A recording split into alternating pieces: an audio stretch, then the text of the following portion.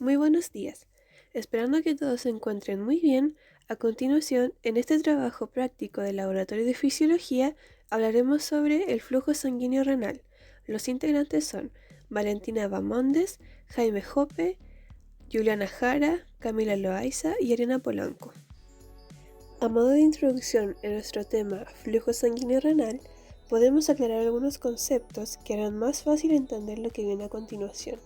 Primero, podemos definir como homeostasis a nivel renal a la capacidad que consiguen los riñones al equilibrar el volumen de líquidos y minerales que contiene el cuerpo, o sea, hacer que sea igualitaria la cantidad de agua que consumimos y la cantidad de agua que nuestro cuerpo desecha. Por otro lado, para adentrarnos en el tema, debemos conocer la función renal, que consiste en todas las actividades desarrolladas en el riñón para el mantenimiento de la homeostasis, como lo es la eliminación de productos a través de la orina, la regulación del agua, del equilibrio de iones inorgánicos, osmolaridad y del equilibrio ácido-base en el medio interno, producción de hormonas y enzimas y la gluconeogénesis. Resumiendo todo lo anterior, se puede decir concretamente que la función renal es la capacidad de mantener la homeostasis líquida en nuestro organismo a través de la capacidad para depurar sustancias circulantes en el plasma sanguíneo. Para relacionar la fisiología y función renal con nuestro tema flujo sanguíneo renal, iremos respondiendo preguntas como: ¿qué es el flujo sanguíneo renal? La relación entre el flujo sanguíneo renal y consumo de oxígeno. ¿Cuál es la relevancia del flujo sanguíneo en el funcionamiento renal? ¿Cómo se regula el flujo sanguíneo renal? Determinantes del flujo sanguíneo renal y el control fisiológico de la filtración glomerular y el flujo sanguíneo renal, entre otros. Así que comencemos. El flujo sanguíneo renal es la cantidad de sangre que llega a los riñones y se filtra por la membrana glomerular en un minuto. Este va a influir en los cambios de la presión coloidosmótica a lo largo de los capilares, por lo que el volumen de la filtración glomerular va a depender de los flujos sanguíneos renales. En los riñones hay dos grupos de arteriolas, las aferentes y eferentes. Estas están inervadas por fibras nerviosas simpáticas que producen vasoconstricción en producto de activación de receptores alfa-1. Como hay varios receptores en las arteriolas aferentes, un aumento de la actividad nerviosa simpática produce un descenso del flujo sanguíneo renal y de la tasa de filtración glomerular.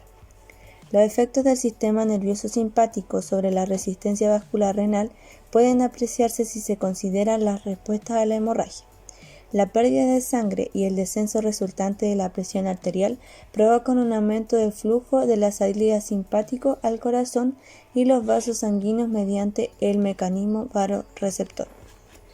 Cuando este aumento de la actividad simpática activa los receptores alfa-1 renales, existe una vasoconstricción de las arteriolas aferentes que reducen el flujo sanguíneo renal y de tasa de filtración glomerular. Por tanto, el sistema cardiovascular intentará elevar la presión arterial incluso a expensas del flujo sanguíneo a los riñones. La relevancia del flujo sanguíneo renal o FSR es muy importante para los riñones, ya que se necesita un alto flujo de este para ser exactos de 1100 ml por minuto o el 20% del gasto cardíaco, la cual ingresa al riñón por la arteria renal entregándole nutrientes y productos de desechos, los cuales son filtrados por los capilares glomerulares, que es una estructura en forma de ovillo de lana que tiene por función la filtración de la sangre. Está constituido por un sinnúmero de capilares que rodean una estructura llamada cápsula de Bowman, la cual se encarga como receptáculo de la sangre ya filtrada y la conduce hacia los túbulos. La sangre que entra transportándose hacia la arteriola aferente, donde se encuentran estos capilares glomerulares, moviéndose así el plasma de la arteriola aferente a la eferente, donde se encuentra la filtración glomerular. Por eso se necesita un gran flujo sanguíneo, ya que si hay un mayor flujo al glomérulo, hay mayor filtración glomerular. De igual forma se ve afectada si no hay un gran flujo sanguíneo, ya que disminuye esta filtración, la cual filtra un 20% del flujo plasmático renal y reabsorbe 124 ml por minuto y secreta 1 ml por minuto de orina.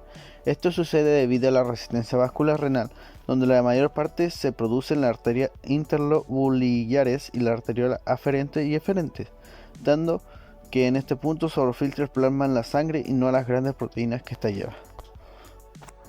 Flujo sanguíneo renal y consumo de oxígeno.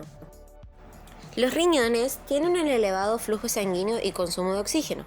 El flujo sanguíneo en proporción al peso es 7 veces más que la del cerebro y el consumo de oxígeno es 2 veces más. Gran parte del consumo de oxígeno renal se debe a la elevada reabsorción de sodio en los túbulos renales.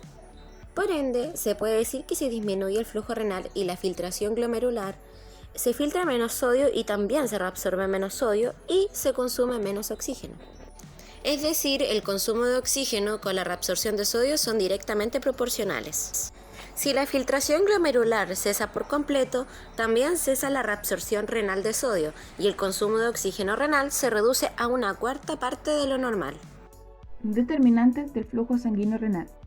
Está determinado por el gradiente de presión mediante los vasos renales, lo que corresponde a la diferencia entre la presión en la arteria renal y la presión en la vena renal, dividido por la resistencia vascular renal total. La presión arterial es a la presión arterial sistémica y a la presión en la vena renal. La mayor parte de la resistencia vascular renal reside en 3 segmentos: las arterias interlobulares, arterias aferentes y arteriolas aferentes. Son controladas por el sistema nervioso simpático, varias hormonas y mecanismos de control interno. Un aumento en la resistencia en cualquier segmento vascular de los riñones tiende a disminuir el flujo sanguíneo renal, mientras que una reducción en la resistencia vascular aumenta el flujo sanguíneo renal, si las presiones en la vena y arterias renales permanecen constantes. Los riñones tienen mecanismos efectores para mantener el flujo sanguíneo renal y la filtración glomerular relativamente constante entre 60 y 170 milímetros de mercurio, mediante el proceso de autorregulación. El flujo sanguíneo en los vasos rectos de la médula renal es muy bajo comparado con el flujo de la corteza, que supone el 1 a 2% del flujo total. El control de la filtración glomerular y el flujo sanguíneo renal están muy relacionados entre sí. De todos los determinantes, los que son más variables y los que están sujetos al control fisiológico son la presión hidrostática glomerular y la presión coloidosmótica glomerular. Estos a su vez están influenciados o controlados por el sistema nervioso simpático, hormonas y autocoides, sustancias vasoactivas que liberan los riñones. También están influenciados por controles de retroalimentación intrínsecos a los riñones. Trabajan de manera simultánea. Un estímulo simpático leve o moderado tiene poca influencia sobre el flujo sanguíneo y la filtración glomerular. La activación simpática de los nervios renales genera una vasoconstricción. El estímulo simpático, aunque sea leve, aumenta la reabsorción de agua y sodio. La noradrenalina y adrenalina son hormonas que se liberan por el estímulo simpático, por la médula suprarrenal. En consecuencia, el estímulo simpático genera una vasoconstricción indiscriminada, tanto a arteriolas aferentes como eferentes, incluyendo el flujo y la filtración glomerular. Esto pasa solo en casos extremos. La endotelina, que es un péptido liberado en consecuencia del daño endotelial y también es un vasoconstrictor, tiene propiedades coagulantes. Por ende, disminuye el flujo y este va a bajar la filtración glomerular. La angiotensina 2 es una hormona y también es un autocoide local porque se forma en los riñones y tiene una acción vasoconstrictora. Ejerce su función en la arteriola eferente predominantemente, ya que estas son muy sensibles. Determinantes de la filtración glomerular. 1. El aumento del coeficiente de filtración capilar glomerular incrementa la filtración glomerular. 2. El aumento de la presión hidrostática en la cápsula de Bowman reduce la filtración. A mayor presión en la cápsula de Bowman, menor filtración glomerular y al revés. A menor presión en la cápsula de Bowman, mayor filtración glomerular. 3. El aumento de la presión coloidosmótica capilar glomerular reduce la filtración. A medida que la sangre pasa desde la arteria aferente hacia la eferente, la concentración de proteínas plasmáticas aumenta en 20%. 4. A menor flujo sanguíneo renal, mayor fracción de filtración, y a mayor fracción de filtración, mayor presión coloidosmótica glomerular y menor filtración glomerular. 5. A mayor presión hidrostática glomerular, mayor filtración, y al contrario, a menor presión hidrostática glomerular, menor filtración. Los cambios en la presión hidrostática son la principal forma de regulación fisiológica de la filtración glomerular. Los cambios en el flujo sanguíneo renal pueden influir en la filtración independiente de los cambios en la presión hidrostática.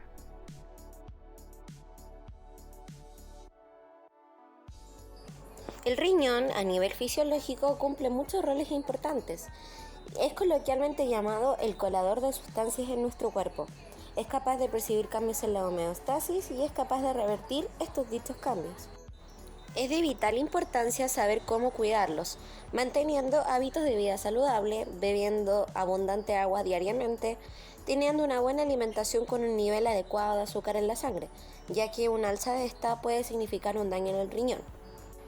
Un daño renal puede significar daños en otros órganos vitales y muy importantes en nuestro cuerpo, como por ejemplo el corazón, que nos puede poner en un riesgo vital si no se percatan y se atiende a tiempo.